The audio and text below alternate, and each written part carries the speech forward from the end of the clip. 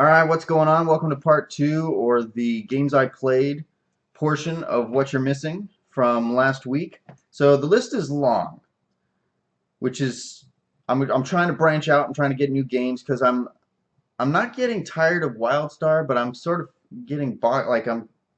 I'll talk about Wildstar in a second. But so the list as it went, I played Saints Row 4 with at Exasperator Alex, and we had a really good time. There was a massive soda can with legs wearing sweatpants named Paul that we had to take down. I laughed my ass off. It was very funny. You should go check it out. It's on YouTube. It's down in the Let's Play section. Don't miss it. There were a couple Let's Plays last week. The Saints Row one had to be broken up. I also streamed and played King's Quest. So I got through all of King's Quest 1. I had to use a walkthrough because the game is hard. Alright? So one of the things in the game is you have to guess this gnome's name. Now, a lot of the King's Quest and the Quest for Glory and the Space Quest games sort of have their roots in old myth and legend, right? And by myth and legend and like story or children's fables, like Hansel and Gretel, right? They go into the woods, they find a house that is made out of gingerbread and candy, and they go inside, they eat some of it, they get captured, there's a witch. That all plays out in King's Quest 1. And so, like, if you're familiar with fables, you can sort of understand and get through parts of the game. So you come across this gnome who wants you to guess his name. How many things in children's fables do you remember that want you to guess their name, right? Well, it was Rumpelstiltskin. So I initially guessed Rumpelstiltskin, and this is the level of difficulty I'm talking about. If you guess Rumpelstiltskin, it says, hey, it's close, but not quite. So you have two more guesses to figure out what Rumpelstiltskin is close to, but not quite. It turns out, if you don't have a walkthrough or a guide to tell you what the answer is or how to come about it, it turns out his name is Rumpelstiltskin, but only if you apply a cipher to it. Okay? For those of you who don't know, a cipher is some sort of either numerical or I don't know, some coding method, right? So the method of this is you lay out the alphabet and you put a dividing line down the middle.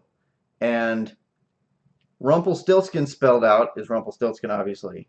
But for every letter in that, so the R, you go to the opposite side of the center line and you pick the letter, right? So you spell out Rumpelstiltskin using that, and you just go to the opposite side of the alphabet and pick out the other letter, and then you spell it out. That's the guy's name. So what sane and normal human being is going to come up with that, figure it out, and then be able to guess it in 3 guesses?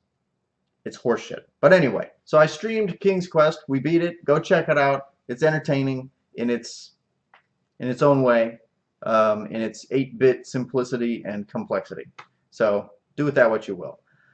I also played a bunch of Don't Starve. I played with the girl who has the little lighter. I played the little robot guy. And I also played the girl who you can summon her dead sister to haunt you. And it's actually kind of cool. But there's a lot of depth in the game. I'm learning more and more every time I play. I also looked up more guides for that because there seems to be an infinite amount of stuff to learn.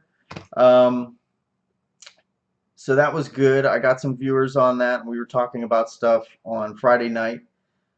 I really get a kick out of interacting with people and sort of with the back and forth. So if you like to watch streams, tell me what kinds of games you like to watch. They may line up with what I like to play, and we can go from there.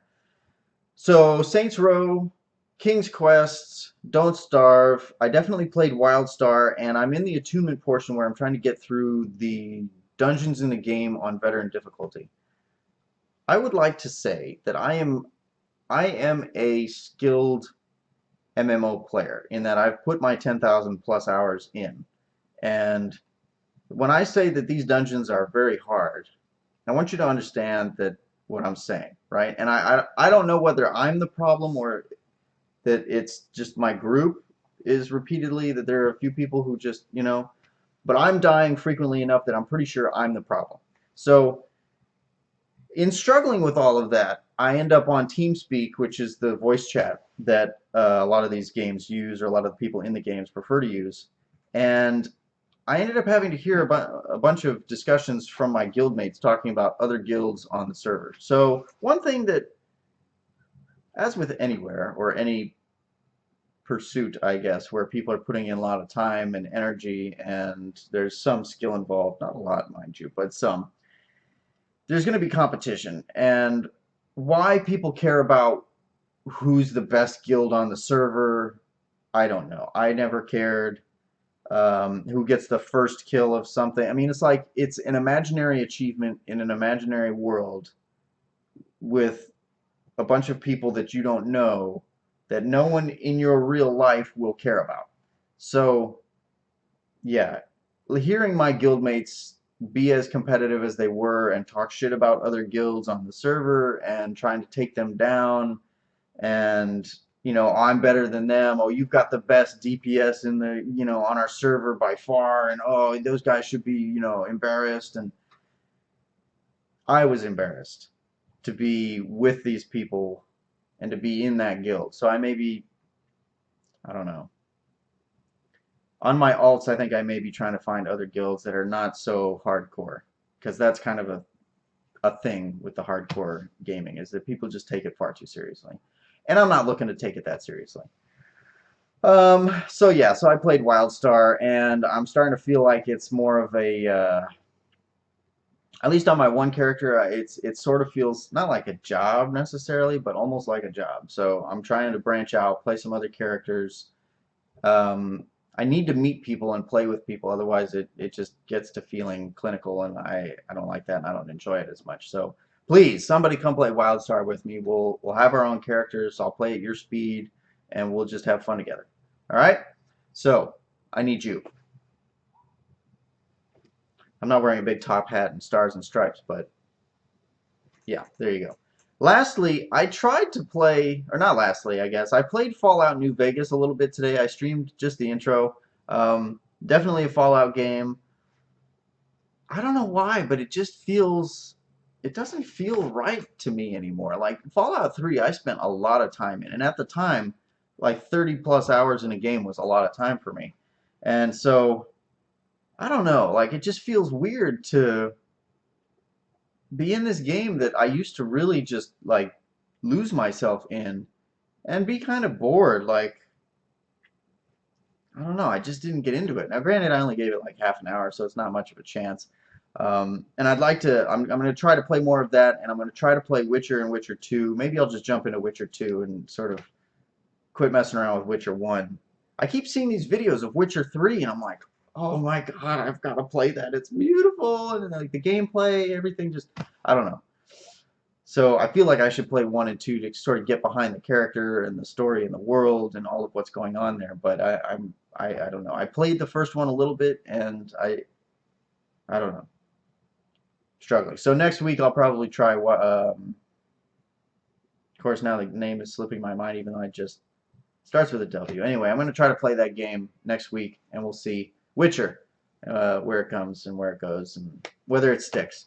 One game Alex is always telling me that Sleeping Dogs is like the best version of the GTA type game where you run around, you steal cars, and you shoot people, and you're sort of in a mob and that sort of thing. That genre of game that Sleeping Dogs executes very well on almost all levels. So I bought it a few months back. It was on sale on Steam, as many of my games were. And every time I try to load it, the game crashes. Every single time. So now I've got this waste of money just sitting there. I go on the internet, and the only solution that I haven't tried, somebody's posted a crack, which usually you use if you've pirated the game and you want to remove the like the check to see if you've pirated it, which usually would disable the game. So it removes that and does something to the game, but it's really sketchy to be downloading things that you have to execute on your computer that are made by somebody who is involved in illicit and illegal activity, which is pirating software. You don't generally want to download things and install them on your computer from people like that, because viruses and malware and all kinds of other things. So I'm refusing to do that, but it's really irksome that I bought this game and I can't play it. So If any of you know how to fix or want to work with me to help me fix it, let me know. Like I said yesterday, I am planning on setting up a regular streaming schedule so that there are specific times and specific days where I'm going to be streaming either certain types of games or just in general.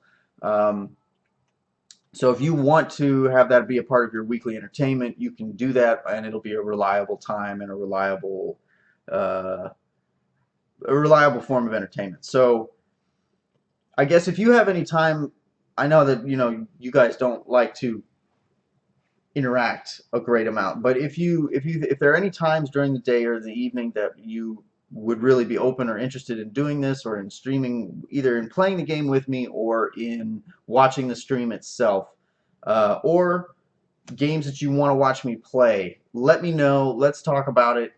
I think I'm going to put up a schedule on Tuesday. It'll be tentative. It'll be open to change right at first until we get into a groove and people seem to be getting behind that. So let me know, give me some information and some feedback, and we'll go from there. So thanks for tuning in. Go subscribe if you haven't yet. If you like watching these, just hit the subscribe button.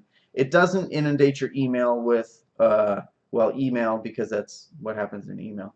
But it does give you a nice central location to view what I'm providing. So it gives me an idea of how many people are interested in what I'm doing, and it's an overall a positive thing. So for those of you that are subscribed currently, thank you. For those of you that aren't, go ahead and hit the button and tell your friends about it and spread the word. All right, so thank you very much, and I will see you later this week for Let's Plays and on Twitch. Feel free to chat with me on there. I am responsive, or I'm trying to get myself in the gaming process to a position where I can respond. And yeah, so have a good week, and I'll see you soon. Thanks.